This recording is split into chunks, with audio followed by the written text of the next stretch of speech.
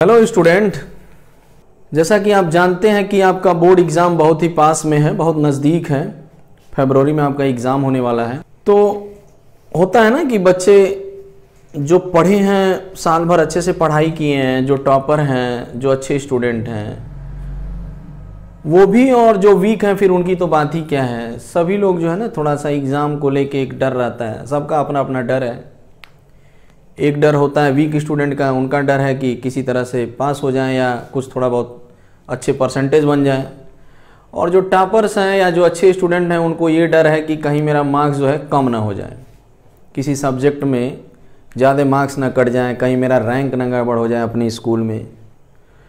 तो इस तरह से जो है प्रॉब्लम सबके साथ है, सब लोग सोच विचार करते होंगे। तो इधर मैंने देखा कि कई यूट्यूब चैनल्स पे तमाम मोटिवेशन का भरमार पड़ा हुआ है। कई लोग तो पूरा एकदम ऐसा खाका खींचते हैं, प्लान करते हैं कि जैसे लगता है कि बस उनका प्लान पढ़ लिए तो बस अब इसके बाद कुछ है ही नहीं है। तो मैं तुमसे ये बता रहा हूँ ना कि बहुत ज़्यादा प्लान व्लान बनाने के चक्कर में प्लान ही बनता रह जाता है, काम हो नहीं पाता है। मैंने भी अपने जीवन में बहुत टाइम टेबल बनाए हैं। सबसे बड़ा टाइम टेबल है तुम्हारी इच्छा शक्ति, तुम्हारा जुनून।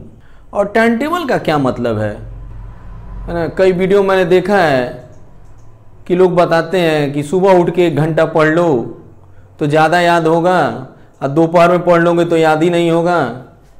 अरे अगर कईयों को मैंने देखा है ना, सुबह उठते हैं और पढ़ते हैं और झपकी लेते हैं, तो उस सुबह उठ के पढ़ने का कोई मतलब नहीं है। तो ये सुबह पढ़ लो, शाम पढ़ लो, दोपहर पढ़ लो, रात पढ़ लो, इसका कोई मतलब नहीं है। तुम्हारे अंदर इच्छा शक्ति होनी चाहिए, जुनून होना चाहिए। तुम जब मन करे तब पढ़ो, जैसे मन करे वैसे पढ़ो। ये ना किसी से तुम निष्कर्ष निकलवाओ कि दिन में पढ़ूं कि रात में पढ़ूं, कि सुबह पढ़ूं कि शाम को पढ़ूं, कि खाना खा के पढ़ूं कि पानी पी के पढ़ूं, कि नहा के पढ़ूं कि बिना नहाए पढ़ूं। इसका कोई मतलब नहीं है।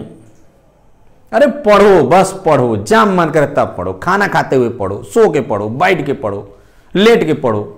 अंदर अगर इच्छा शक्ति रहेगी तो कभी तुमको नींद या और कोई प्रॉब्लम नहीं सताएगी। पढ़ने का रिलेशन जो है टाइम टेबल ठीक है, वो अपने आप फॉलो हो जाता है। मेरे कहने का सेंस ये है कि ये जो बहुत ज़्यादा हम टाइम बना रहे हैं या नियम बना रहे हैं, उससे दूर हो जाओ पहले। अरे अब बोर्ड एग्ज़ाम इतना पास है, अब ये कोई पूछे कि इस वक्त पढ़ूं कि उस वक्त पढ़ूं, तो ये तो हमको मूर्खता से बड़ी चीज़ कुछ नहीं लग रहा है। अब कोई ऐसा वक्त नहीं है कि जब हम ना पढ़ें। जब भी मौका मिल जाए कुछ ना कुछ पढ़ो, नहीं मन लग रहा है तब भी पढ़ो, कुछ तो गेन करोगे। दूसरी बात ये कि जैसे ये होता है ना कि कहाँ से पढ़ें, कैसे पढ़ें, तो देखो मैं आपसे ये बता रहा हूँ कि सबसे ज़्यादा जरूरी जो वो एनसीईआरटी है। आप सबसे पहले एनसीईआरटी के जो कंटेंट हैं, जो आपका सिलेबस है, उसको खूब बढ़िया से तैयार करो। 100% एनसीईआरटी, किसी भी सब्जेक्ट की बात कर रहा हूँ, मैथ हो, साइंस हो, कोई भी सब्जेक्ट, इंग्लिश, एसएसटी, कुछ भी हो। तो स्पेशली मैं मैथ और साइंस के विषय में बता रहा हूँ, या मैथ और फिजिक्स के विषय में आप मान सकते हैं। तो सबसे पहले जो है ना, आप एनसीईआरटी तो एकदम समझो, उसको रट जाओ, ठीक है। जो वीक स्टूडेंट है उनको तो एनसीईआरटी प्योरली पढ़ना चाहिए। अब ये सोच के जाओगे कि जो क्वेश्चन पढ़ के जाए वही आ जाए, तो फिर तब नहीं काम बनेगा। हाँ, लेकिन इतना श्योर है कि बोर्ड में जो है ना सिलेबस से बाहर कुछ नहीं आएगा। वो अलग बात है कि क्वेश्चन वही रहेगा, एकदम एग्जैक्टली सेम रहेगा, हो सकता है उसका लैंग्वेज चेंज हो। क्वेश्चन एनसीईआरटी वाले ही रहेंगे, लेकिन उसको ऐसे घुमा फिरा के पूछा जाएगा, उसमें लैंग्वेज बदल के पूछा जाएगा कि हो सकता है तुमको लगे कि एनसीईआरटी का नहीं है। तो पहले तो जो वीक स्टूडेंट है ना, वो इधर उधर बहुत ज़्यादा सॉल्व पेपर, क्वेश्चन पेपर तो ठीक है, प्रैक्टिस करना ज़रूरी है। लेकिन अब ये नहीं कि अपना जो साल भर नोट पढ़े हैं और चीज़ें बुक से प्रैक्टिस की हैं तो वो छोड़ के लगे अब सॉल्व पेपर पढ़ने, ना ये पढ़ पाए ना वो पढ़ पाए। कभी एनसीईआरटी पढ़ें तो कभी आर.एस. अग्रवाल पढ़ें तो कभी आरडी पढ़ें। तो सबसे पहले वीक स्टूडेंट के लिए एक सजेशन है कि आप अपना एनसीईआरटी की बुक खूब अच्छे से मैथ की प्रैक्टिस करिए, फिजिक्स की प्रैक्टिस करिए, ठीक। और अगर आप इतना तैयार कर लेते हैं तो पास की आप सोच रहे हैं ना, आपको बहुत अच्छे मार्क्स मिलेंगे। हाँ, साथ में आप सॉल्व पेपर का प्रैक्टिस भी करते रहिए, या अनसॉल्व कोई ले लीजिए, थोड़ा क्वेश्चन भी देखते रहिए। बाकी जो टॉपर स्टूडेंट हैं, जो पढ़ने में अच्छे हैं, जो साल भर पढ़ते हैं, बहुत मेहनत करते हैं, जिनके रैंक आते हैं, जिनको रैंक लाना है, जिनको 80 मोर देन 80 लाना है, उनके लिए भी यही सजेशन है, पहले एनसीईआरटी परफेक्टली तैयार कर लो।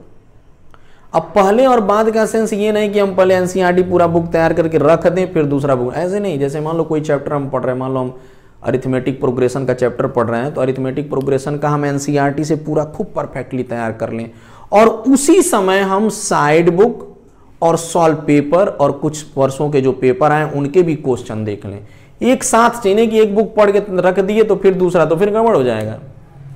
जो भी टॉपिक आप पढ़ रहे हो, जैसे आप कोई भी वॉल्यूम एंड सरफेस एरिया पढ़ रहे हो, तो पहले आप एनसीईआरटी का एक एक एग्जाम्पल क्वेश्चन एकदम 100% तैयार कर लीजिए और उसी समय आप देख लीजिए कि इससे अलग क्वेश्चन साइड बुक में कौन कौन सी है। ये सब के लिए नहीं, वीक स्टूडेंट तो केवल एनसीईआरटी तैयार कर लें वही बहुत बड़ी बात है। जो नहीं पढ़ने वाले हैं, किसी तरह से पढ़ रहे हैं, उनके लिए तो ठीक है, कोई एक बुक तैयार करो, लेकिन जो अच्छा रैंक लाने वाले हैं, परसेंटेज लाने वाले हैं, उनके लिए सजेशन है कि एनसीईआरटी, जैसे वॉल्यूम एंड सरफेस एरिया का चैप्टर में अभी बोल रहा था, एक एनसीईआरटी तैयार करो, फिर उसके साथ साथ आप देखो कि साइड बुक में इससे अलग क्वेश्चन कौन से हैं, ठीक है। और फिर उसी समय आप सॉल्व पेपर के भी क्वेश्चंस देख लो, प्रैक्टिस सेट आपके पास जो भी है उससे देख लो, ठीक है। फिर जैसे है ना, मतलब ये देखो क्या नहीं करना है, जैसे फ्रस्ट्रेशन में नहीं रहना। ये नहीं कि बोर्ड है, बोर्ड में कुछ नहीं, जैसे स्कूल का एग्जाम है वैसे बोर्ड का एग्जाम है, तो फ्रस्ट्रेशन में रहो। जब देखो, जब फ्रस्ट्रेशन में रहोगे, एंग्जाइटी रहेगी, उतावलापन रहेगा, तो नहीं कर पाओगे, है ना। इन सब चीज़ों के रहते हुए तुम अच्छा काम नहीं कर पाओगे। तो पहले तो एकदम रिलैक्स हो जाओ। करना क्या, पढ़ना। एग्जाम से बच नहीं पाओगे, कोई भी क्षेत्र हो, एग्जाम तो देना ही देना है। एग्जाम इसलिए देना है कि बिना एग्जाम के हम डिसाइड ही नहीं कर पाएंगे कि इसको कौन सा पोजीशन देना है हमको। एग्जाम को तुम लाइफ का पार्ट समझो। कोई भी ऐसा समय, परिस्थिति या एरिया नहीं है, क्षेत्र नहीं है जहां हम परीक्षा से बच सकते हैं। परीक्षा तो देना, इसको त्यौहार बना लो, इसको सेलिब्रेट करो।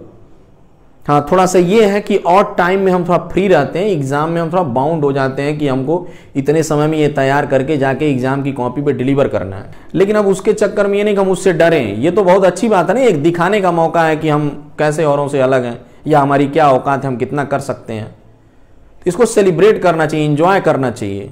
अच्छा, अगर उसमें कहीं दाएं बाएं हो गया, जो तुम्हारा एक्सपेक्टेशन उससे कम हो गया, तब भी टेंशन ना लो। तुम बस कहने का सेंस यह है कि अपना पूरा एकदम झोंक दो, जितना तुम्हारे पास ताकत है तुम 100% दो, अपना 100% लगाओ। तुम मार्क और रैंक पे मत ध्यान दो, तुम टॉप कर रहे हो नहीं, तुम्हारा 100 में आ रहा है 100 की नहीं, इस पे मत ध्यान दो। तुम ये ध्यान दो कि तुम्हारा परफेक्ट प्रिपरेशन हुआ कि नहीं हुआ। 100 में 100 लाना कई बार जो है ना, ये थोड़ा सा लक की भी बात हो जाती है, इसलिए तनाव नहीं लेना है। तुम सिलेबस अपना देखो, तुम्हारा सिलेबस क्या है, क्या तुमने अपना सिलेबस प्रिपेयर कर लिया, उसको देखो। जो वीक स्टूडेंट है उनके लिए एनसीईआरटी एनफ है और कुछ प्रैक्टिस सेट लगा लें। जो स्ट्रांग स्टूडेंट हैं, जो पढ़ने में तेज हैं, जो अपना परसेंटेज हाई करना चाहते हैं, उनको NCERT perfect NCERT plus side book के वो क्वेश्चन जो एनसीईआरटी में नहीं है, उसके साथ साथ प्रैक्टिस सेट लगाएं। वो भी प्रैक्टिस सेट लगाना जरूरी है भाई। वीक स्टूडेंट के लिए प्रैक्टिस सेट तो थोड़ा सा कम वैल्यू रखता है, लेकिन जो तेज स्टूडेंट हैं, जो रैंक लाने वाले हैं, जो मेरिट लिस्ट में आने वाले हैं, उनके लिए प्रैक्टिस सेट करना बहुत ही जरूरी है, बहुत इंपॉर्टेंट है। तो आप अधिक से अधिक समय पढ़ाई पे दो